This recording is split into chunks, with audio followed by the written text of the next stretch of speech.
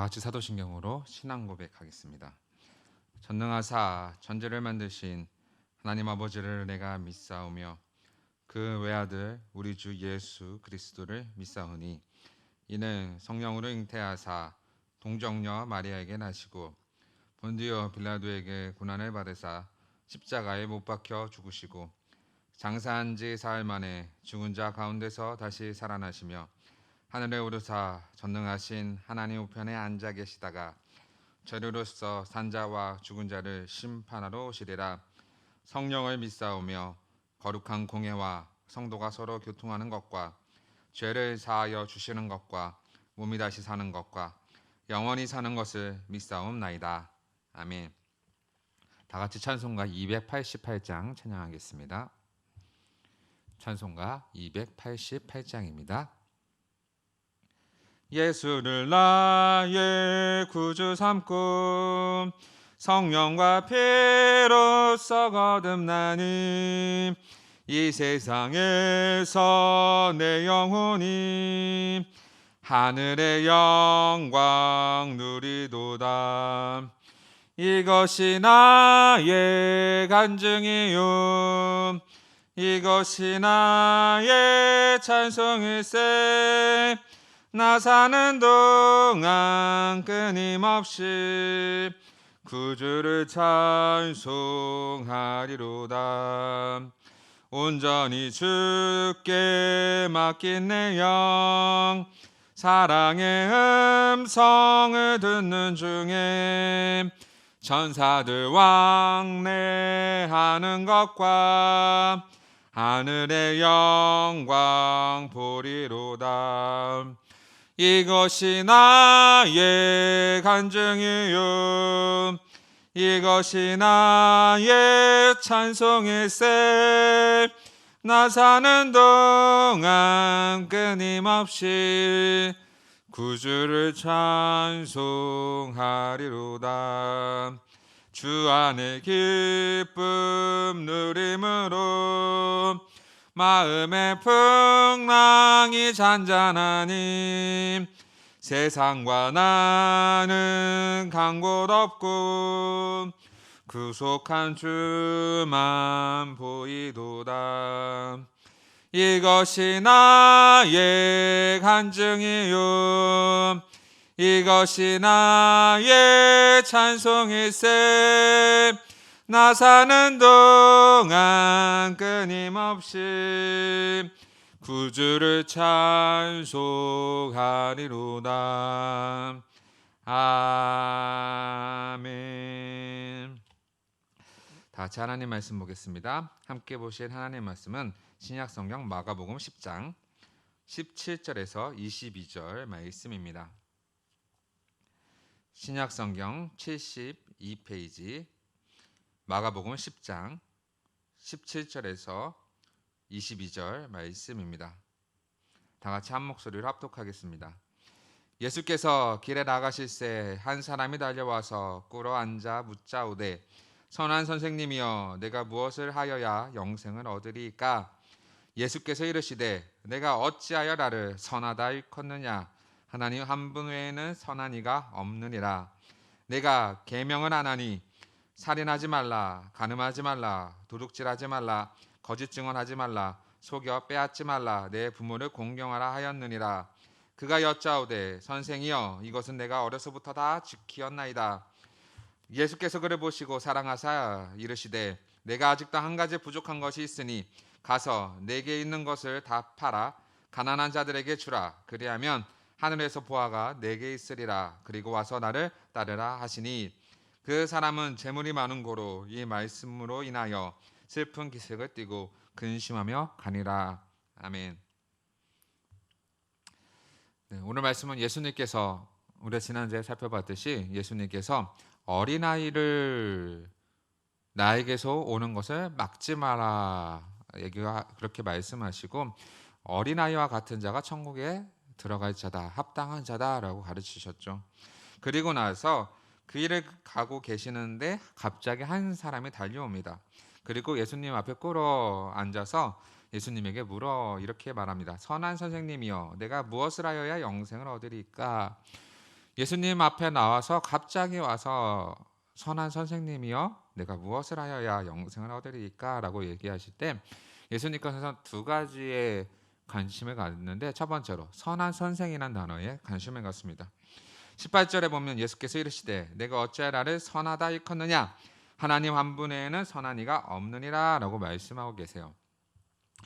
그러니까 이 청년은 그 선에 대한 개념을 인식시켜주고 싶으신 거예요.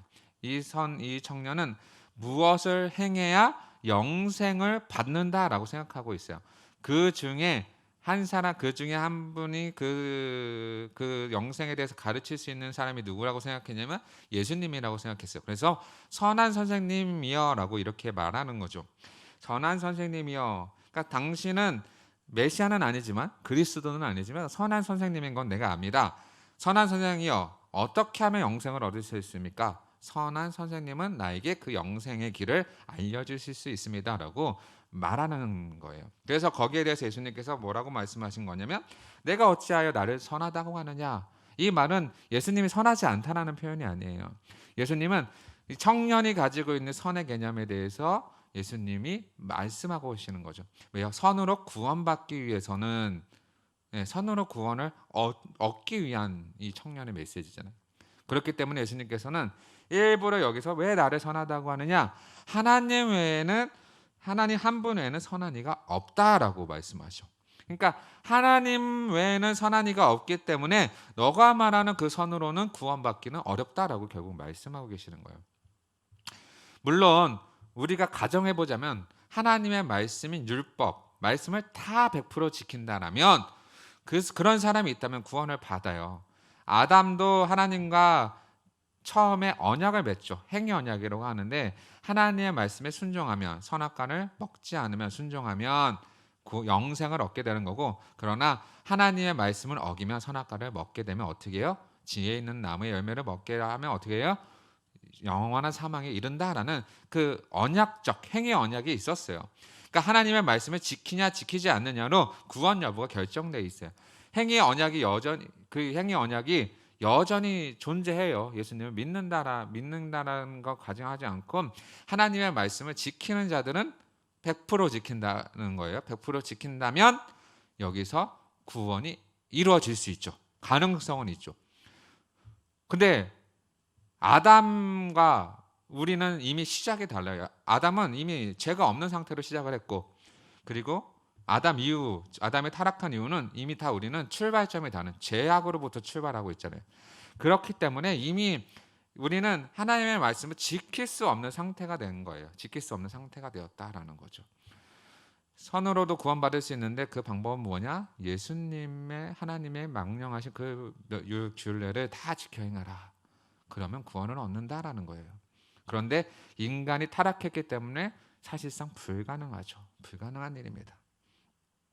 그래서 여기서 예수님은 하나님 한 분 외에 선한 이가 없다. 결국은 선으로 구원받지 못한다라는 것을 말씀하고 계시는 거죠. 그 청년이 가지고 있는 선에 대한 개념을 깨주시는 거예요. 그리고 나서 19절에 내가 계명을 하나니 너는 하나님의 말씀 명령하신 그 계명을 너는 알고 있다. 그게 뭐냐면 살인하지 말라, 간음하지 말라, 도둑질하지 말라, 거짓 증언하지 말라, 속여 빼앗지 말라, 내 부모를 공경하라. 그러니까 여기서 말하는 거 10계명이죠. 10계명의 그 우리가 알고 있는 후자의 개념을 기록하고 있어요. 살인, 간음, 도둑질, 거짓, 속여 빼앗지 말고 부모를 공경하라. 이 모든 것이 10계명에 포함되어 있는 후 5절부터 10절까지 있는 계명이잖아요. 인간이 지킬 수 있는 최고의 범위 안에 있는 거죠. 그래서 20절에 그가 여짜오되 선생님이여 이것은 내가 어려서부터 다 지켰습니다. 이 청년은 영생에 대한 관심이 많았기 때문에 이 10계명을 다 지키고 있었다라고 얘기하는 거예요. 부모도 공경했고 속여 빼앗지도 않았고 거짓 증언하지도 않았고 도둑질도 안 하고 간음도 안 했고 살인도 하지 않았습니다. 그런데 나는 무엇을 해야 영생을 얻습니까? 이렇게 얘기하는 거죠.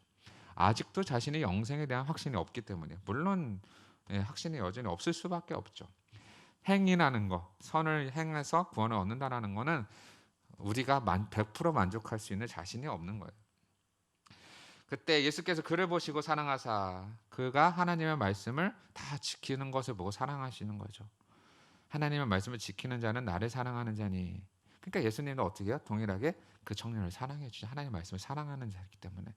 하나님 말씀을 사랑하면은 그 계명을 지킬 수밖에 없잖아요. 그런 것처럼 그 하나님이 계명을 지키는 자를 사랑하는 건 당연한 이치죠. 당연한 이치입니다.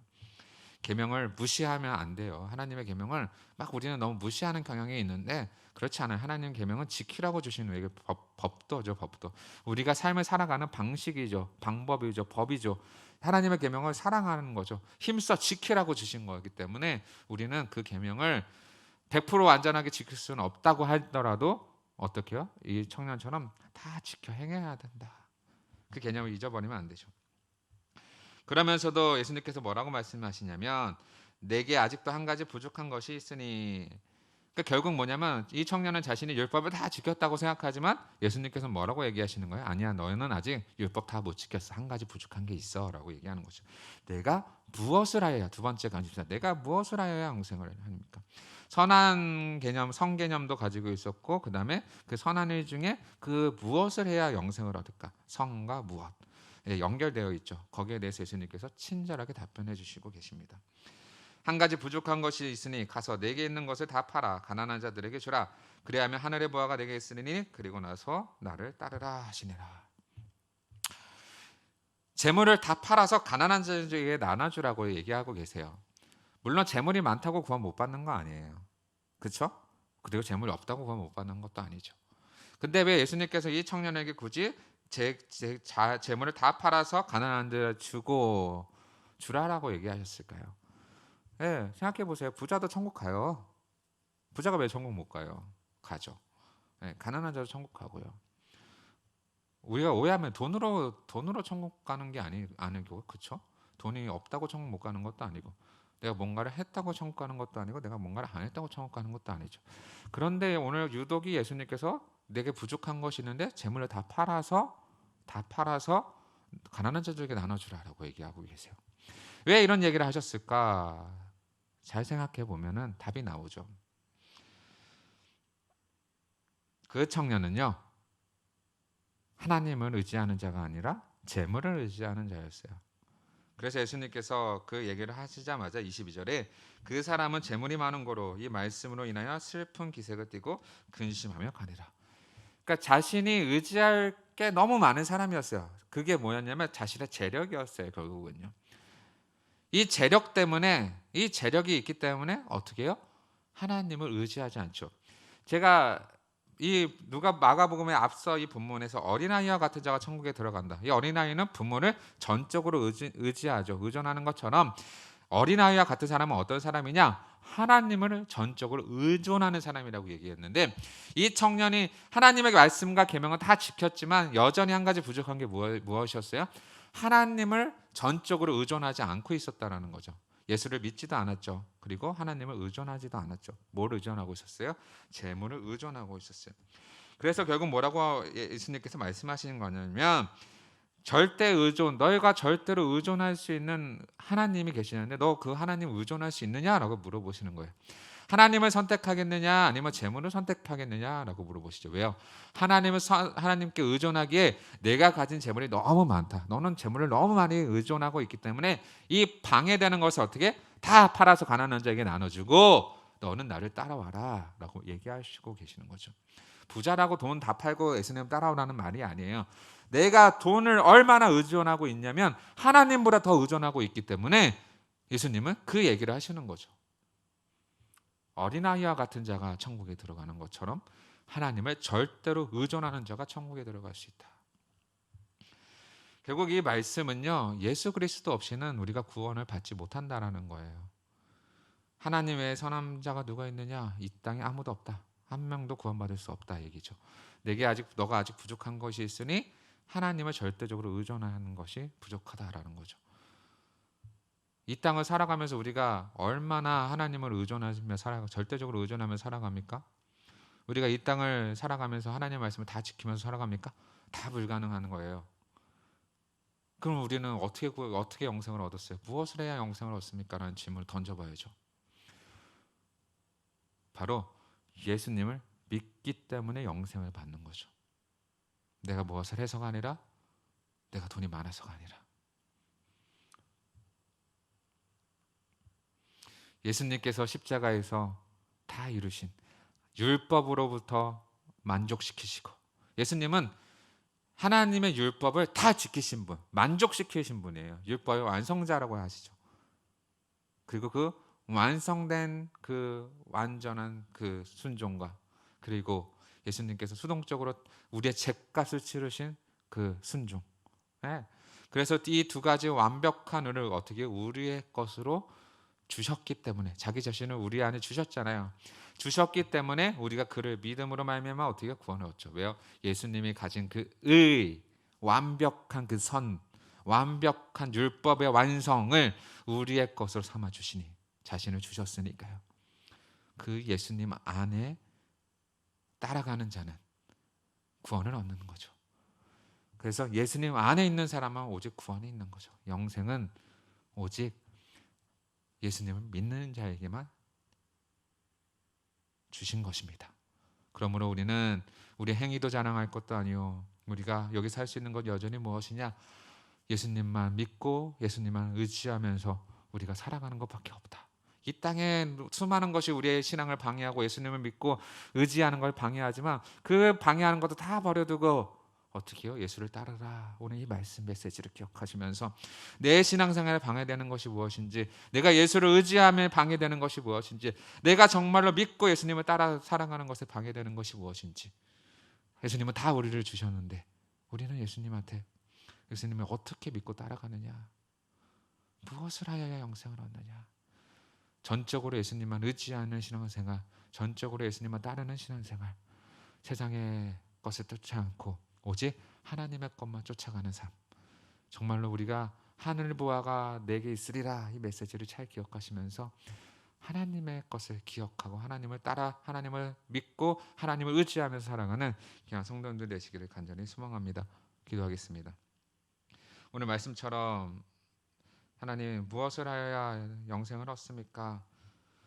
우리가 무엇 한다고 한들 선한 것이 있겠습니까? 주여, 우리에게 그 생명과 삶을 다 주신 예수님의 그 완전하신 은을 우리가 믿고 따르오니 우리에게 영생이 있음을 다시 한번 고백하고, 또 그 은혜를 감사하면서 오늘도 하나님만 의지하고 오늘도 하나님만 따라가며, 하나님을 따르는 것에 방해되는 것이 있다면 하나님 다 버리고 주만 쫓을 수 있고, 하늘의 부활을 쫓아가는 사람들, 하나님 정말로 삶에 하나님을 모시면서 하나님과 영원히 함께하는 삶, 하나님만 절대적으로 의존하는 삶을 살아갈 수 있게 달라고 기도해 주시고, 또 코로나19가 속히 없어지고 백신 개발되어지고 성전 건축이 안전하고 은혜롭고 평화롭게 진행되고, 또 교회와 또 선교사님과 저 작은 교회들을 위해서 기도하시다가 자유롭게 돌아가도록 하겠습니다.